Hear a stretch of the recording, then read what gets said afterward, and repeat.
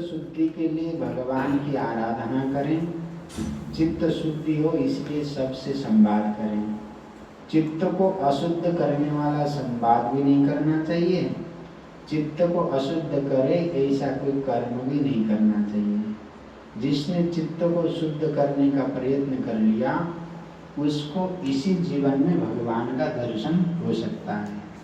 इसलिए प्रत्येक पल चित्त शुद्धि के लिए ही सत्कर्म को करना चाहिए। बड़े दिव्य भाव से चित्त शुद्धि के लिए तीर्थाटन करें, चित्त शुद्धि के लिए भगवान की आराधना उपासना करें, चित्त शुद्धि के लिए सत्संग श्रवण करें और चित्त शुद्धि के लिए भगवान के नाम का दिव्य संकीर्तन करें। और इन सभी कार्यों में यदि चित्त शुद्ध नहीं हो रहा है तो ये हमारे कर्मों की विडंबना है। इसलिए प्रत्येक पल प्रत्येक क्षण चित्त शुद्ध हो ऐसा कर्म करना चाहिए। चित्त शुद्धि का लाभ क्या है? आपने जल देखा होगा, यहाँ तो हीरापुर बांध है, मैंने सुना है महानदी के तट पर विशाल बांध है, एशिया का सबसे बड़ा बांध है। उस बांध में जहाँ जल भरा हुआ हो, आप सब कार्तिक मास के बाद चले जाएं और कार्तिक मास के बाद जब जाएं साफ सुथरा जल हो, बिल्कुल शांत जल हो और उसके किनारे पे आप बैठ जाएंगे तो आपकी पूरी परछाई उस जल में दिखने लग जाएगी। ऐसे ही वो जल स्थिर है, शांत है, शुद्ध है तो वहाँ अपनी ही प्रतिबिंब दिखाई देने लगती है। ऐसे ही श्रावण और भादो मास का जल हो, बिल्कुल मटमैला, उसमें आप अपना चित्र देख नहीं सकते। इसलिए सबसे पहले तो चित्त शुद्ध भी हो और शांत भी हो।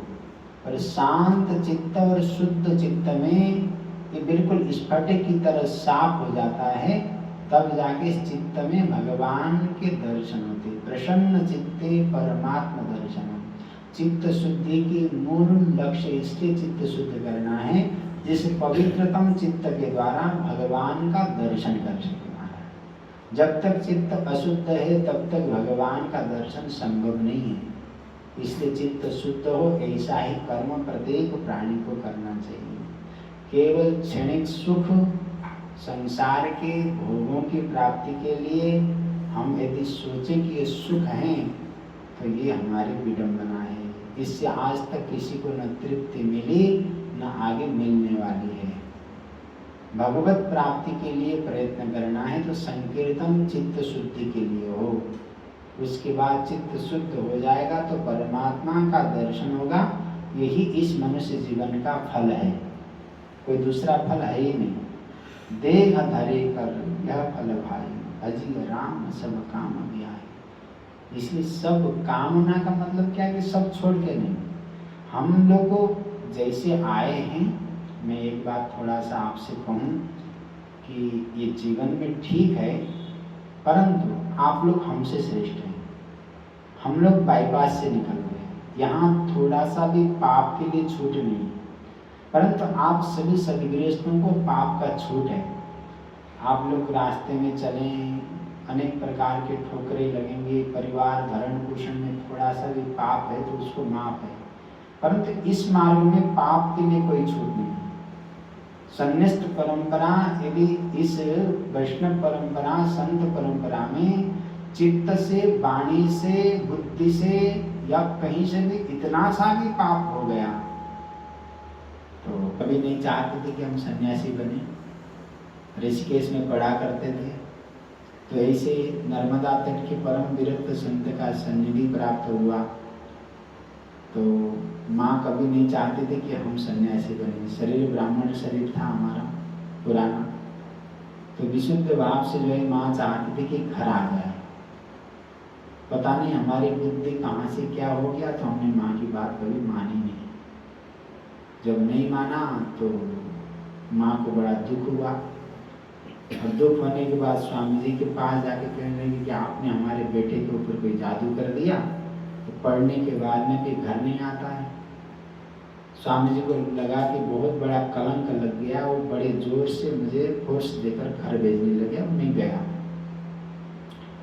और मेरा नित्य नैमित्तिक कर्म वही चलता था। 3 बजे उठना, संध्योपासना करना, गायत्री का जप करना, ये सब जैसे नित्य नियम आश्रम में थे वैसे वहाँ भी शुरू हुए। एक दिन माँ को बड़ा क्रोध आया, पढ़ी लिखी थी माँ, वैसे तो माँ तो वैसे गुरु है, लेकिन उनको इतना क्रोध आया कि बोले यही काम यहाँ करना है तो ऋषिकेश क्यों नहीं चला जाता। मैं चुपचाप निकल के आ गया ऋषिकेश। माँ बीमार हो गई, उसको पैरालिसिस हो गया, चिंता बहुत हुई होगी मेरी।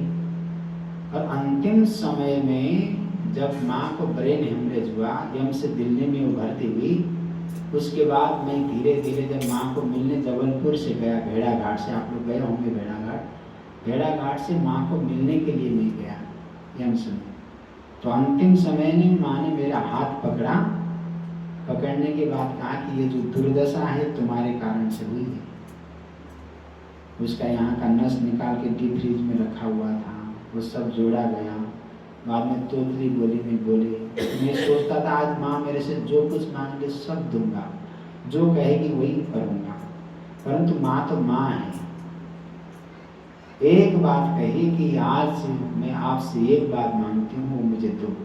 अब तक तो आपने कुछ दिया नहीं, आपने किसी भी कर्तव्य का पालन नहीं किया, अब आप एक काम जो मैं मांग रही हूँ उसको ईमानदारी से दीजिए। मैंने कहा आज माँ जो कुछ भी कहे उसका मैं पालन करूँगा। अंतिम में माँ ने हाथ पकड़ा और एक ऐसी बात कही जो शास्त्रों में भी नहीं है माँ ने कहा कि बेटा आज तक तो मैं तुम्हारे लिए ऐसी दुर्दशा में चली गई, जब जन्म दिया था उस समय भी मृत्यु को वर्ण किया था, और आज मृत्यु में हूँ तुम्हारे कारण से। परंतु मैं तुमसे अंतिम समय यही बात मांगती हूँ कि तुम्हारे किसी भी कर्म के कारण मेरा गर्भ दूषित नहीं होना चाहिए। ये सन्यासी का परम कर्तव्य है महाराज कि आप यदि सदगृहस्थ आश्रम से इधर आए हो तो ऐसे पवित्रतम मार्ग को पकड़ोगे जिसके द्वारा भगवान आपके कर्मों के साक्षी बन जाए। ये बहुत मार्मिक बात आप सबसे मैंने शेयर किया है। तो प्रत्येक प्राणी को चित्त शुद्ध हो ऐसा कर्म करना चाहिए। साधु बनना, कपड़े पहनना, अनेक प्रकार के भावों में जाना बहुत आसान है, परंतु साधुत्व को ग्रहण करना बहुत कठिन काम है। इतना सहज नहीं है। नेत्रों में पवित्रता हो, वाणी में पवित्रता हो, चित्त में पवित्रता हो, और इतने सत्य प्रतिज्ञ रूप में शब्द का चयन हो जिसको संसार, जो वास्तव में संसार में लगा हुआ व्यक्ति तो आपकी वाणी को सुन नहीं सकता।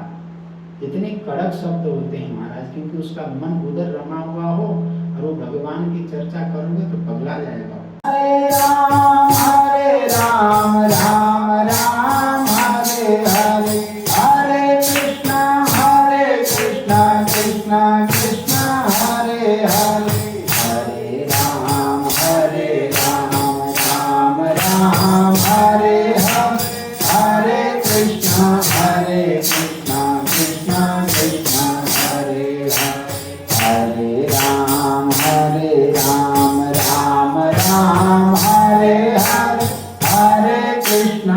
हरे कृष्णा कृष्णा कृष्णा हरे हरे, हरे राम राम राम हरे हरे, हरे कृष्णा कृष्णा कृष्णा हरे हरे, हरे राम राम हरे हरे, हरे कृष्णा कृष्णा कृष्णा हरे हरे, हरे राम